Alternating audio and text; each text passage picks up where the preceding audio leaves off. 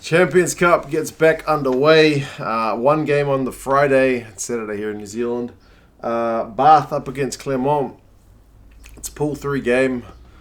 Pretty important one for Bath. They are not dead and buried yet. They are fourth in the pool.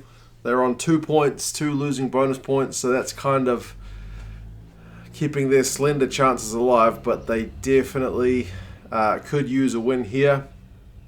Clermont are 1 win and 1 loss, so they're on 6 points. They're second in the pool, behind Ulster, who are on 8, and Quins are there in the middle on 4 with that win they got over Bath.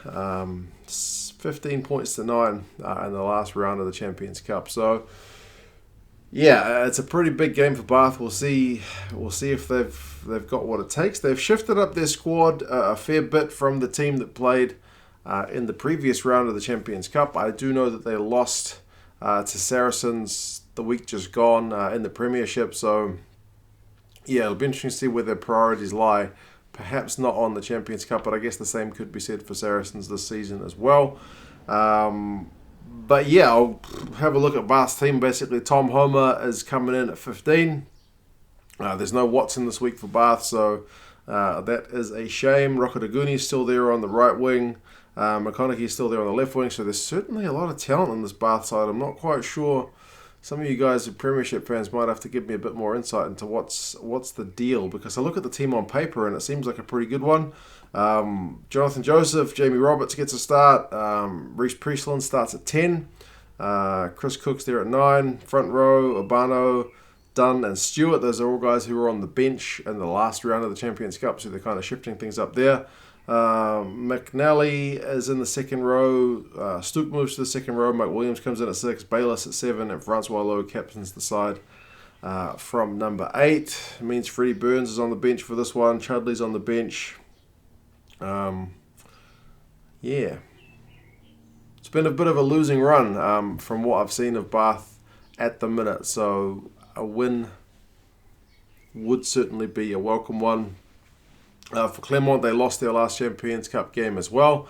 For them, it was that away trip to Ulster. It was 18 points to 13, so a fairly close one, but still a loss. From what I've read about them, because I don't really watch a whole lot of top 14, but it seems like it's been kind of a mixed bag depending on whether they've been home or away this season. I mean, it's not uncommon. A lot of teams perform a lot better at home, so we'll see if they are able to do a job away. Abendanon's still there at fullback. I think I read that he used to play for Bath, which I didn't remember, but there you go. Iziala, someone correct me with that one, is on the right wing. He is a new addition to the side for the Champions Cup anyway. Raka is on the other wing, so those are your 2 wingers. Interestingly, they've brought back Lopez and Para at 10 and 9. The last game, they looked visibly better, I thought, when Para came on for Laidlaw. Laidlaw is on the bench for this one. I guess injected a wee bit more pace into the game. So, they've also put Peter Beetham on the bench, and I thought he was good in the last game for Clermont. So, I guess it's a bit of a mixed bag. Toyava Moala still there in the midfield. They've been good. Front row is Lonnie Uhila, former Super Rugby man. He's there at loose head. Slamani's at tight head. And the hooker's name is one I also struggle with, Beheregari.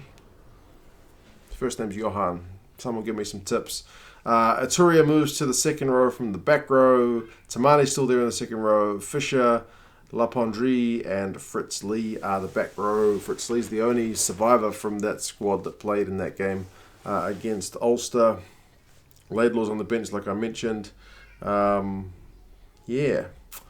It should be a pretty tight one, I think. Interestingly, this is one of those times where the bookies and the algorithm, the rugby forecast prediction algorithm differ on their predictions, because the bookies have got Clermont by 4 despite being away from home, whereas the algorithm rugby forecast has got Bath by 4, so even split on each side. Usually they at least go the same side with perhaps a different margin, but they've gone exactly opposite each other for this one, so it will be an interesting one to pick. Like I said, if in terms of desperation, need to get a win, it's with Bath. And with Clermont, from what I've read, not having the same kind of firepower when they're away from home, it could be a good chance for them to get cracking in terms of Bath season. But Clermont's team on paper, the guys whose names I can pronounce and recognise, certainly seem to be pretty strong. So they will be no pushover. Interestingly, Clermont did have a win over Agen in their last top 14 game. So in terms of form, you would say Clermont are the form team. So hey, maybe that split between the two teams is a pretty fair one.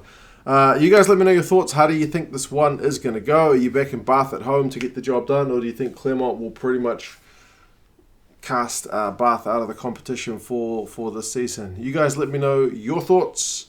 Drop us a like if you liked the video. Subscribe if you haven't. If this is your first time on the channel, welcome. For you Patreon guys, this one is on at I think at 8:45 in the morning here in New Zealand, so I should be able to get a live stream going for about the first hour of the game. So if any of you Patreon guys are keen for a wee chat during the first hour, probably the start of the second half, I will have to head off for my kids' swimming lessons, so I'll catch the rest of the game then. No chance of this game being spoiled here in New Zealand. It will not be on the radio, I'm sure. So but yeah, if you guys want to drop on from Patreon on the live stream, I'll see you guys there. But otherwise, as I said, you guys let me know your thoughts, and I will talk to you again soon. See you later.